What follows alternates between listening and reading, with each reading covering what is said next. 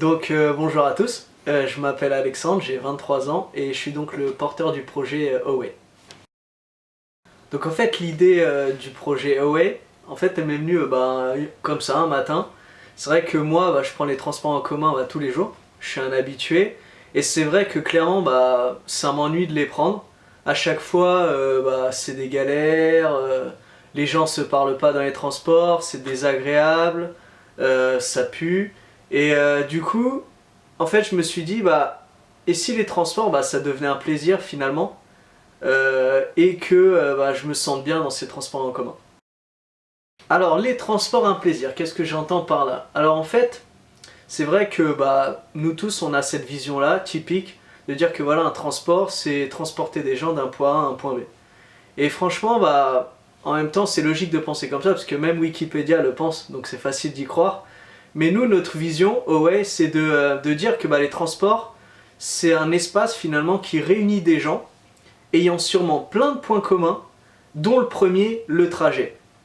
Et je vais vous raconter une petite histoire véridique qui m'est arrivée. Un jour, enfin tous les jours même, je prenais souvent le même trajet et je rencontrais des têtes connues. Mais je leur adressais jamais la parole. Et au bout d'un an, on a commencé à se dire bonjour. Et du coup là, ça me fait repenser, je me suis dit bon sang, c'est dommage de prendre un an juste pour se dire bonjour.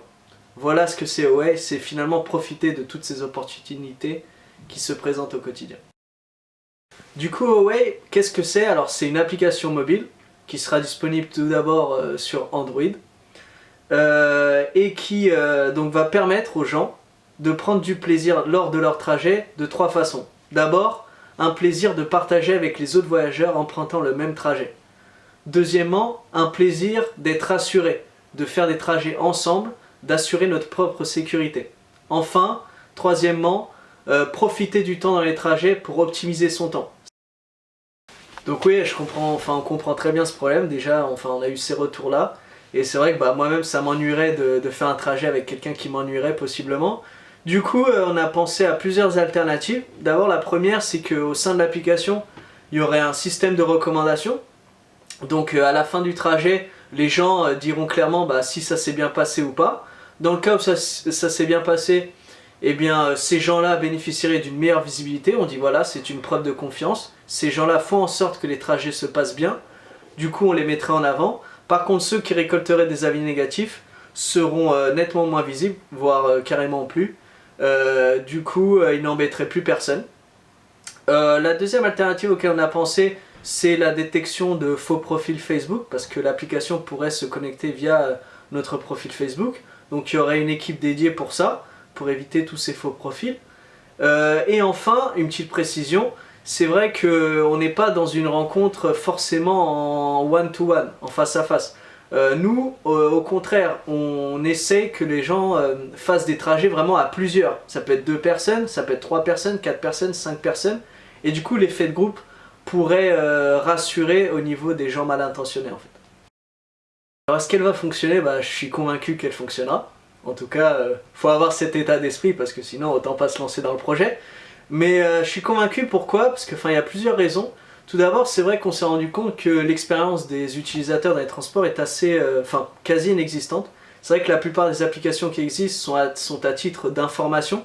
Elles informent sur l'état du trafic, elles informent comment se rendre d'un point A à un point B, mais elles ne s'intéressent jamais vraiment à comment va se passer le trajet en fait. C'est comment je fais mon trajet d'un point A à un point B, mais sinon après plus rien. Et du coup, donc, ce serait d'améliorer cette expérience-là. Deuxièmement, on sent cette demande de renouer avec des valeurs très simples comme la simplicité, le partage, le lien social. C'est vrai qu'il existe beaucoup de réseaux sociaux et paradoxalement, on sent que parfois les gens se distancient et perdent un peu en spontanéité et en simplicité dans leurs relations. Donc on veut améliorer ça et faire en sorte que les gens renouent vraiment avec un lien social, même dans les transports. Et enfin, troisième aspect et non des moindres, c'est la sécurité.